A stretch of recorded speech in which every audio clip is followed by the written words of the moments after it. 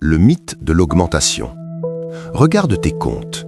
Peut-être que ton salaire a augmenté l'année dernière. Peut-être même que tu as doublé tes revenus en 5 ans. Et pourtant, au milieu du mois, tu ressens toujours cette petite pression dans la poitrine. Cette impression que, peu importe la taille du seau, l'eau finit toujours par s'évaporer. Ce n'est pas une coïncidence, ce n'est pas de la malchance, c'est le résultat de mécanismes psychologiques et économiques précis que le système ne t'explique jamais. Aujourd'hui, on va disséquer pourquoi gagner plus est souvent le début de nouveaux problèmes et comment briser ce cycle pour de bon. L'illusion du salaire, flux versus stock. Le concept, expliquer la différence entre revenus et richesse. On nous a vendu le salariat comme l'unique baromètre de la réussite. On se concentre sur le brut annuel.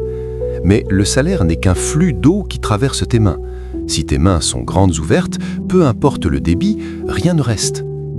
Pourquoi tant de footballeurs ou de stars de la loterie finissent ruinés après avoir gagné des millions? Parce qu'ils ont augmenté le flux sans construire de réservoir. Gagner plus d'argent sans éducation financière, c'est comme mettre du carburant de Formule 1 dans une voiture dont le réservoir est percé. Tu iras juste plus vite vers la panne sèche. Erreur numéro 1. L'inflation du style de vie. La loi de Parkinson, les dépenses augmentent pour rejoindre les revenus. C'est le piège le plus sournois. Tu te souviens de quand tu étais étudiant ou en début de carrière? Tu vivais avec 1 000 €. Aujourd'hui, tu en gagnes 2 500 et tu as l'impression d'être aussi serré. Pourquoi? Parce que chaque augmentation devient une nouvelle norme. Le café gratuit au bureau ne suffit plus, il faut le Starbucks. La petite voiture devient un leasing. Le loyer augmente pour un meilleur quartier. Pour contrer cela, applique la règle des 50%. À chaque augmentation, place 50% de la hausse directement en épargne automatique et utilise l'autre moitié pour te faire plaisir. Tu améliores ton confort sans sacrifier ton futur. Erreur numéro 2. L'absence de système. La gestion au feeling versus la gestion proactive. La plupart des gens gèrent leur argent par soustraction. Ils reçoivent leur paye, dépensent et regardent ce qu'il reste à la fin du mois. Spoiler, il ne reste jamais rien. Sans système, l'argent est comme un gaz, il occupe tout l'espace disponible. Un système, ce n'est pas se priver, c'est donner une mission à chaque euro. La méthode parle de la règle 50-30-20. Besoin, envie, épargne. Explique l'importance de se payer en premier. Si tu attends la fin du mois pour épargner, tu épargnes les restes. Si tu épargnes au début, tu vis avec ce qui est nécessaire. Erreur numéro 3. Les sangsues invisibles.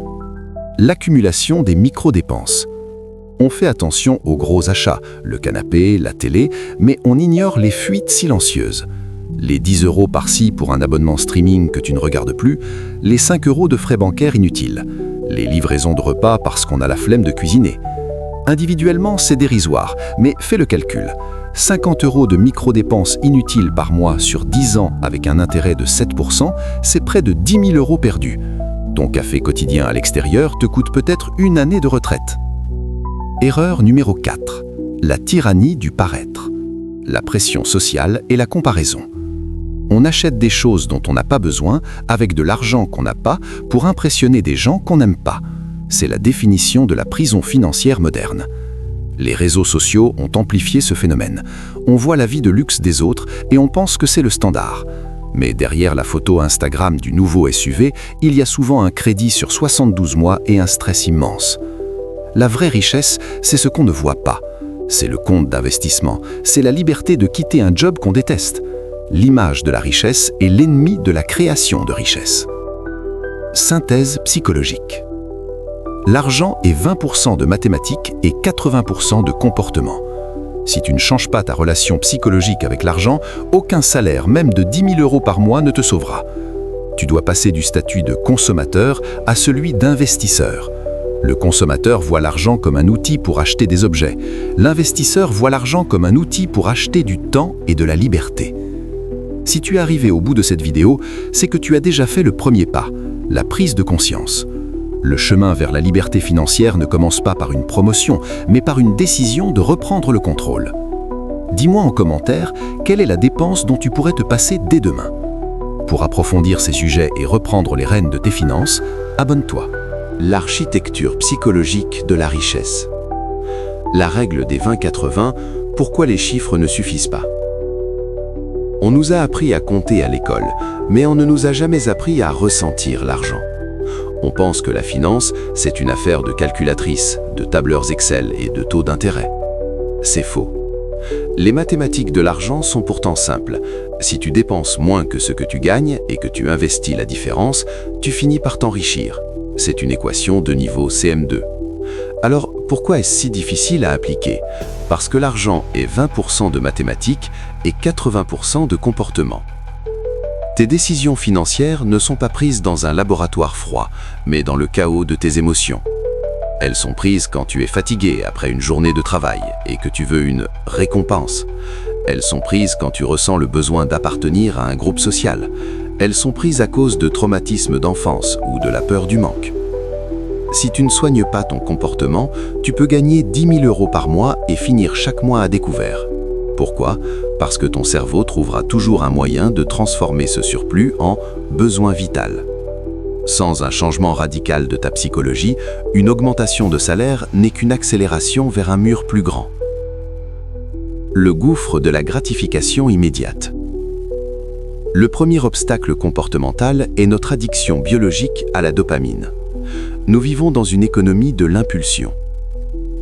Chaque publicité, chaque notification sur ton téléphone est conçue pour court-circuiter ta logique, les 20%, et s'adresser directement à tes émotions, les 80%. Le consommateur est un esclave de l'instant présent. Pour lui, 100 € dans sa poche est une brûlure qui ne s'apaise pas lorsqu'elle est transformée en un objet tangible. Il voit l'argent comme un point final. Il travaille, il reçoit son salaire, il l'échange contre un objet et le cycle s'arrête là. L'objet perd de sa valeur dès qu'il sort du magasin et le consommateur doit retourner travailler pour racheter une nouvelle dose de satisfaction. C'est ce qu'on appelle la course de rat. Tu cours plus vite, tu gagnes plus, mais tu restes dans la même cage.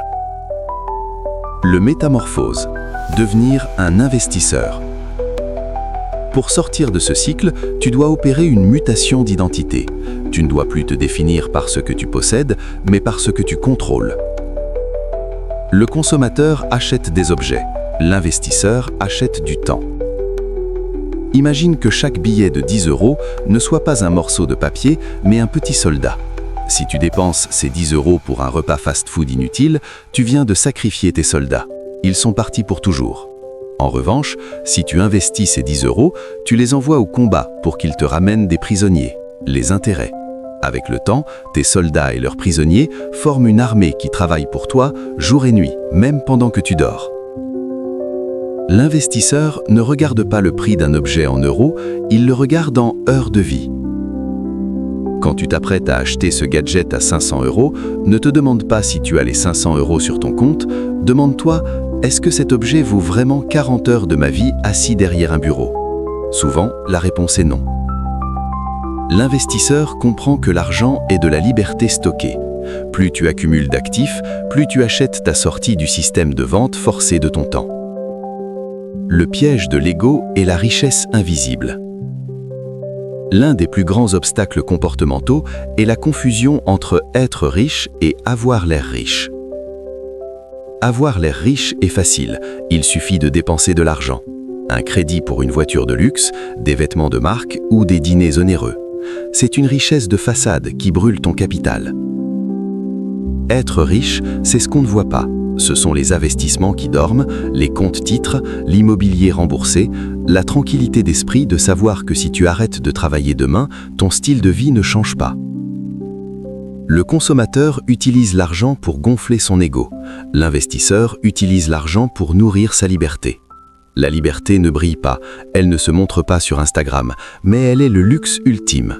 C'est le pouvoir de dire non. Non à un patron toxique, non à un projet qui ne t'intéresse pas, non à la pression sociale. Comment reprogrammer ton logiciel financier? Si tu veux changer tes 80% de comportement, tu dois mettre en place des barrières de sécurité. Puisque tu sais que tu es humain et donc faillible, n'essaie pas d'avoir de la volonté. La volonté est une ressource épuisable. Utilise des systèmes. L'automatisation. Ne décide pas d'épargner chaque mois. Automatise un virement vers un compte d'investissement le jour où ton salaire tombe. Fais en sorte que l'argent disparaisse avant que ton cerveau de consommateur ne puisse l'apercevoir. La règle des 72 heures. Pour tout achat non essentiel de plus de 50 €, impose-toi un délai d'attente. Si après 3 jours l'envie est toujours aussi forte, achète-le. Souvent, l'impulsion s'éteint et tu réalises que tu n'en avais pas besoin.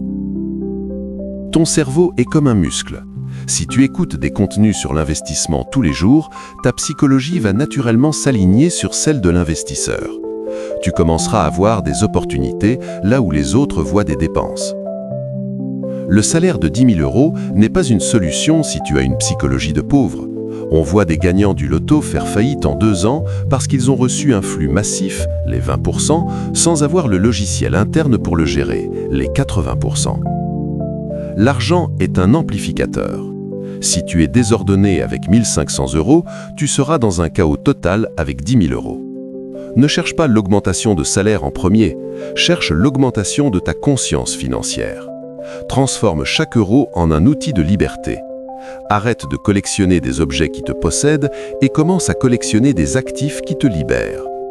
Le jour où tu réalises que l'argent n'est pas fait pour être dépensé, mais pour être utilisé comme un levier vers l'indépendance, ce jour-là, tu deviens réellement riche, peu importe le chiffre sur ton bulletin de paye. On arrive au terme de cette analyse. Si tu es encore là, c'est que tu fais partie des rares personnes prêtes à regarder la vérité en face. L'argent n'est pas un problème de chiffres, c'est un défi de caractère. Je voulais sincèrement te remercier d'avoir suivi cette vidéo jusqu'au bout. Ton temps est ta ressource la plus précieuse et le fait que tu aies choisi de l'investir ici pour améliorer ton futur financier est déjà une victoire en soi. Si ce contenu t'a aidé à voir tes finances sous un nouvel angle ou si tu penses qu'il pourrait ouvrir les yeux à un proche, n'oublie pas de laisser un like. C'est un geste simple, mais il aide énormément la chaîne à se faire connaître et à propager ses principes d'éducation financière. Et pour ne pas rater les prochaines étapes de ce voyage vers ta liberté, abonne-toi et active la cloche. On va continuer ensemble à briser les mythes de l'argent et à construire des systèmes qui travaillent pour toi. Prends soin de tes décisions, car ce sont elles qui construisent ta liberté. On se retrouve très vite pour une prochaine vidéo. Merci encore et à bientôt.